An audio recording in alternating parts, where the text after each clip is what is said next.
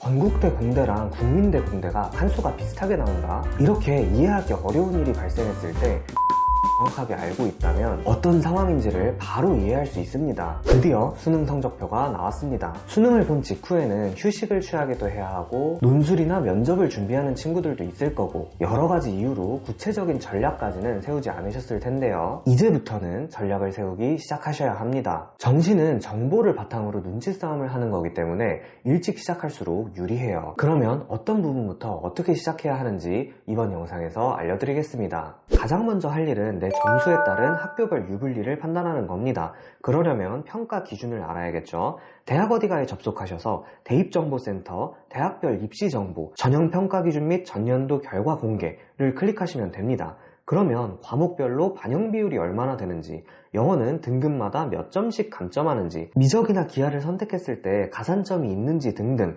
학교마다 가지고 있는 특징을 모두 확인하실 수 있습니다. 즉, 내가 지원할 가능성이 있는 학교들의 평가 기준을 모두 정리해두고 유불리에 따라 순위를 매겨두라는 거예요.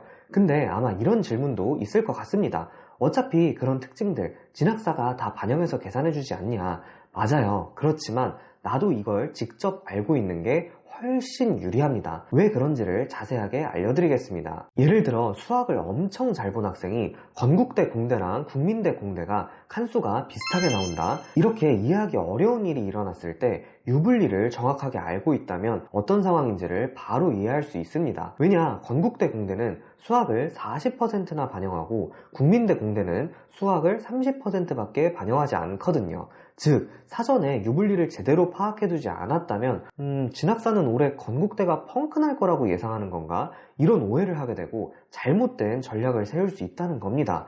그러다가 뭔가 이상함을 느끼면 역시 AI는 믿으면 안 되는 건가? 하면서 혼란스러워지는 거죠. 즉, 유불리를 미리 파악해두면 첫 번째로 나중에 잘못된 해석으로 인해 곤란해지는 경우를 줄일 수 있습니다. 또한 두 번째로 유리한 정보도 훨씬 쉽게 얻을 수 있다는 장점이 있습니다. 만약 예를 들어 아까처럼 수학을 잘 본 학생이 경희대 공대가 건국대 공대보다 합격 확률이 높게 나온다고 가정해 볼게요. 경희대는 수학을 35% 반영하기 때문에 이 학생에게 불리하면 불리했지 건국대보다 유리한 조건은 결코 아닙니다. 그리고 아무리 찾아봐도 다른 평가 기준에서 경희대가 건국대보다 이 학생에게 딱히 유리한 부분이 없다면 이때는 진학사가 정말로 경희대가 펑크날 것으로 예상하는 거예요.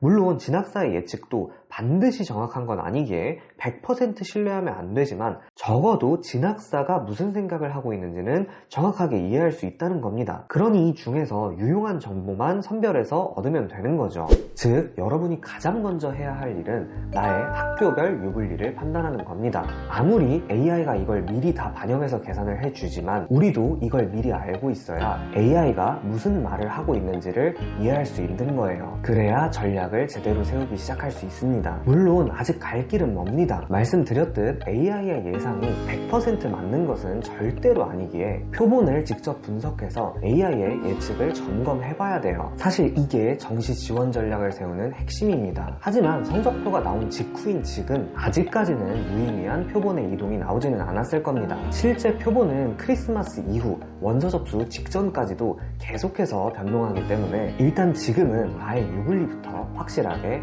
파악해 두시길 바랍니다. 다음 영상에서는 진학사 칸수를 어떻게 해석해야 하는지 실제 표본을 분석하는 방법을 알려드릴 예정인데요. 다음 영상이 AI의 예측을 점검하는 원서 전략을 세우는 가장 근본적인 방법을 다루는 가장 중요한 영상이니 많은 관심 부탁드리겠습니다. 그러면 도움이 되었길 바라면서 오늘 영상은 여기서 마치도록 하겠습니다. 감사합니다. 이쌤이었습니다.